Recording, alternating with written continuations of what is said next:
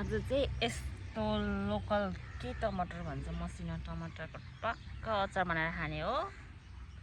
अनि यो चाहिँ म देखाउन ल्याकी क्या के टमाटर भन्छ तपाईँकोतिर यसलाई।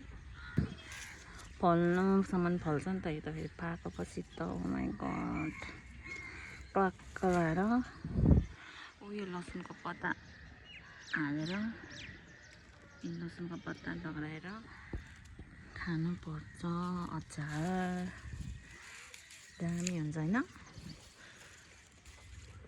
यो टमाटरको ठ्याक्कै नाम चाहिँ आउँदैन मलाई चाहिँ। आउनेहरूले भनिदिनुहोस् सानो सानो अमिलो अमिलो टक्क लगाएर हुने टमाटो हो। उहाँ चाहिँ पाक्नु थालेपछि यस्तो डेन्जर पाक्छ कि दिनौ पाकेको गर्छ। अलिक पछि चाहिँ खाँदा खाँदा वाक्कै हुन्छ। यसलाई प्रिजर्भ पनि गरेर राख्न सकिन्छ जस्तो लाग्छ। गर्छ त नि मैले देखेको थिएँ तर मलाई चाहिँ आउँदैन है। म चाहिँ अलिक यस्तोमा अलिक छुइनँ।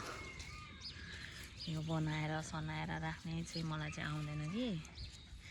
बट आई हेभ सिन मेरो साथीले बनाएर राखेको देखिरहेको थिएँ मैले।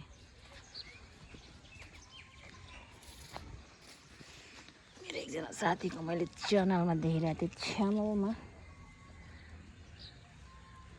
आलु एउटा आलु चाहिँ कहाँदेखि आएछ यहाँनिर। आलु थियो नि त यहाँ पनि।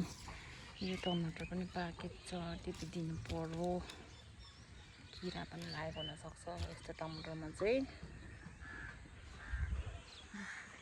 गाईहरू चलिरहेछ कोला फलिरहेछ। यो चाहिँ आशिष मान्तावाको पोखरी। यो पोखरीमा चाहिँ केही छैन अहिलेसम्म। यहाँ पनि रहेछ टिपिदिम।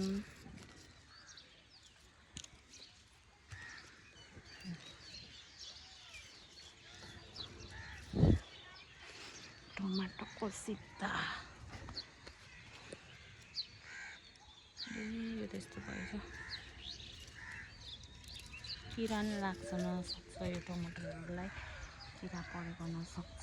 यहाँ पनि छोडेको छ। लसुन प्याजको हालेर खानालाई एकदमै टक्क हुन्छ। उखु यस्तो उखु हामी सानोमा कम्ता खान्थ्यौँ। अहिले त दाँतै सिरिङ्ग हुन्छ क्या लाग्छ। खानामा लाग्दैन दाँत कमजोर भइसक्यो।